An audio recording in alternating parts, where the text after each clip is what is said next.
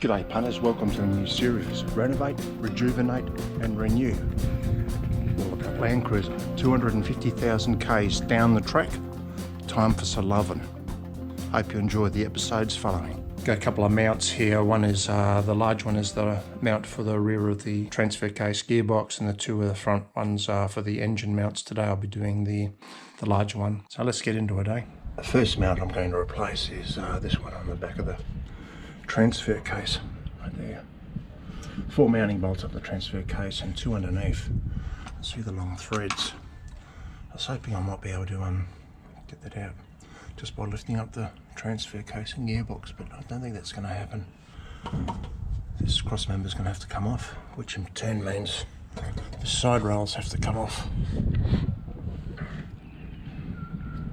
I've also had replaced trailing arm bushes, all 3 of them, including camber bushes and sway bar bushes as well. The panhard bushes are okay, so I've left them alone. The oil leak I had from my transfer case was an O-ring inside of here, so that's been replaced. Sorry guys, no video on that. Anyhow, left side rail off. I've got that side of the cross member undone as well, and run under 2 nuts for the mount.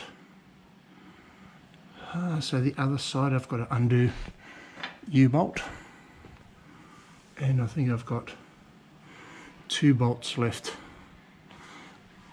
over here on the other side for the cross member, and then the right hand side step or rock sliders, whatever you like to call them, should come off, and so should that cross member. Let's see, I've got the gearbox supported by a jack there. Right side step off, cross member off, new mount. You might be asking yourself, why am I doing the mounts for?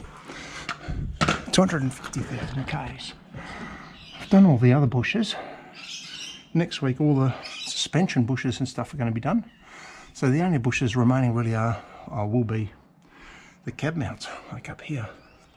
I think there's about 6 of them. I'm not going to do those, but I'm going to do the engine mounts and the transfer case mount out of an abundance of caution, I suppose. So I'm just going to make sure that's the same as that. Going to mount this back up to the transfer case. Then I'm going to bolt up the cross member to these studs here. I'll bring you back then, eh? That's a new mount in. Tip for those people with ARB rock sliders, steps, side steps. Whilst one person could probably get it off like I did, it's probably handy to get 2 people to put it back up. Mrs. came and helped me with the driver's side. Passenger side I split. Don't need to do that. Just creates a bit more work for you. 2 more bolts, better banging. Apart from putting that front bar on and putting on the front clamps, that finishes that rear mount underneath the transfer case or the rear of the gearbox. Got some new stainless 304 bolts today to go through the clamps up the front. The other ones were just looking a little bit daggy. Nothing wrong with them functionally, but just looking daggy, so new bolts up the front. I have new treads for the side of here as well, both sides. I've got new stainless bolts for them as well. Some more of that indiscriminate stuff that I've been throwing in every now and again. Yeah, pizza oven time again, but I'm just doing roast vegetables at the moment. I've cooked up a lamb shoulder and some ribs. Got the lamb shoulder up to about 63 degrees. Smoked it, of course, and the ribs.